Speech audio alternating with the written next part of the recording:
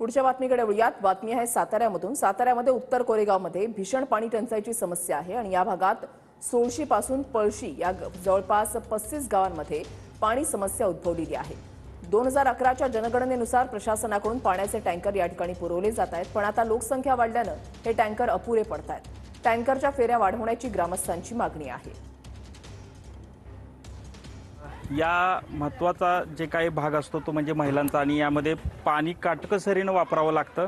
आपल्यासोबत काही महिला पण आहेत बोलण्यासाठी। मावशी, गेल्या किती दिवसापासून आता पाणी बघताय, पाण्याची समस्या ही या ठिकाणी जाणवते?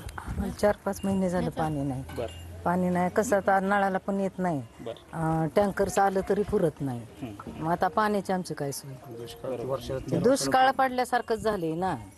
मग आता आम्हाला पाणी पाहिजे ना। बरोबर। एक तर अगोदर कसे 2 हंड्यात भागत होतं, आता भागत नाही। आता निदान 4 टीप तरी लागतात। मग तेवढं सरकारने आम्हाला द्यावं। नक्कीच। काय थोडक्यात सांगाल तुम्ही, कशा पद्धतीनं आता सध्या पाण्याचा दुष्काळ बघताय तुम्ही, की तुम्हाला अक्षरशः टँकरनं इथनं पाणी आणावं लागतंय?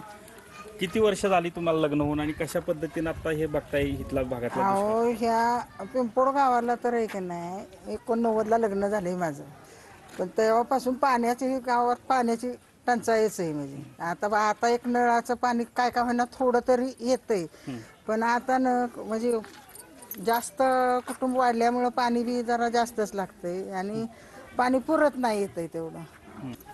आमचं काय आणतं ते हेळाचं पाणी तेवढं पण पुरत नाही, आणि टँकर आम्हाला इतक्या दिवसात फक्त 3दाच आलाय। आमच्या इकडं सारखे येतात टँकर। बरोबर। म्हणजे गावात टँकर आहेत पण इकडं काही भागामध्ये पुरत नाही पाणी, असं पण होतं? नाही, आमच्या इकडे येतच नाही, 3दाच आलाय आमच्या इकडे टँकर। समस्या जी आहे ती पाण्याची बिकट आहे, आणि प्रशासनानं जे लोकसंख्येचा जो प्रश्न आहे, या लोकसंख्येच्या अनुषंगानं या ठिकाणी टँकर देखील त्या पद्धतीनं वाढवण्याची गरज या ठिकाणी ग्रामस्थ व्यक्त करत आहेत। कॅमेरामन तुषार जाधवसह संतोष नालोडे, TV9 मराठी, पिंपोडे बुद्रुक, सातारा।